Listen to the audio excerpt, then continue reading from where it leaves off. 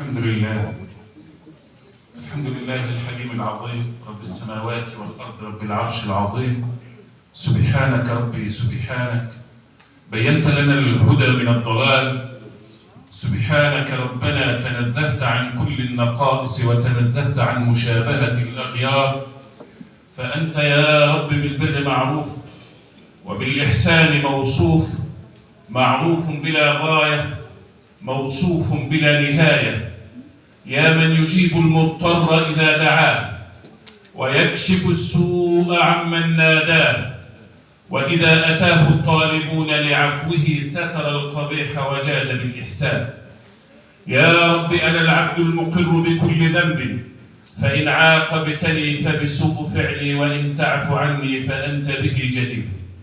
وأشهد أن لا إله إلا الله وحده لا شريك له، أرسل رسوله بالهدى ودين الحق ليظهره على الدين كله ولو كره المشركون.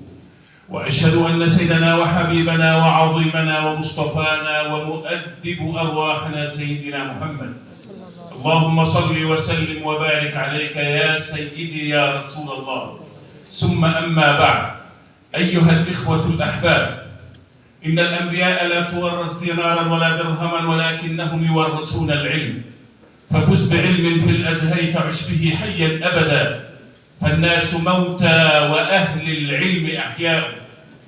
إن العلماء بالفعل هم ورثة الأنبياء، ورسولنا صلى الله عليه وسلم أخبرنا في الحديث الموقوف: تعلموا العلم فإن تعلمه لله خشية، وطلبه عبادة، ومذاكرته تسبيح، والبحث عنه جهاد، وتعليمه لمن لا يعلمه صدقة، وبذله لأهله قربة، لأنه معالم الحلال والحرام، فبه يعبد الله، وبه يوحد، وبه يمجد، وهو إمام والعمل تابعه، يلهمه السعداء ويحرمه الأشقياء.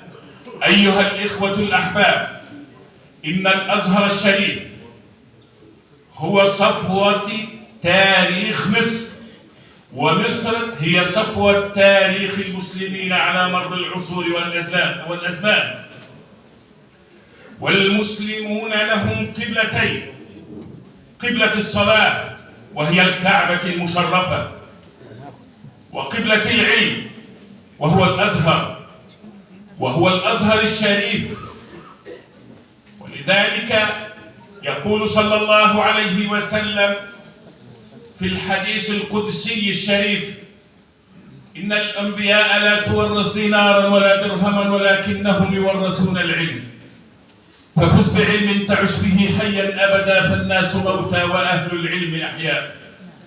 والله سبحانه وتعالى حينما قال: إنا نحن نزلنا الذكر وإنا له لحافظون، وقد حفظ الله الأزهر لحفظ دينه على مدار 1000 وأكثر من 1000 عام، وحفظ رجالا على رأس هذه المؤسسة ليحفظوا دينه على مر العصور.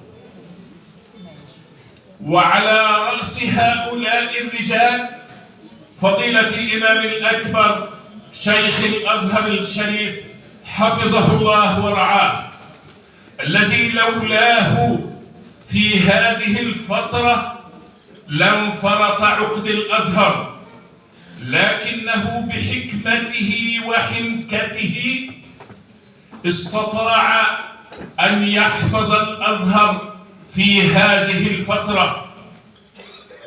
أيها الإخوة الأحباب، وقد أنشأ الأزهر في فترة من عمر التاريخ، وهذه الفترة تولاها سبحانه وتعالى، ونشأ الأزهر الشريف خلال هذه الفترة المختلفة في خدمة الدين والمجتمع بأمور معينة. وأنشئ في الأزهر لجان، وعلى رأس هذه اللجان لجنة الفتوى، وهي عبارة عن أماكن ومراكز مختلفة في الأزهر للتعليم والفتوى، وهذه اللجان مختلفة الأماكن، وهذه اللجان لا تقتصر على مصر وحدها ولكن في مصر وخارج مصر.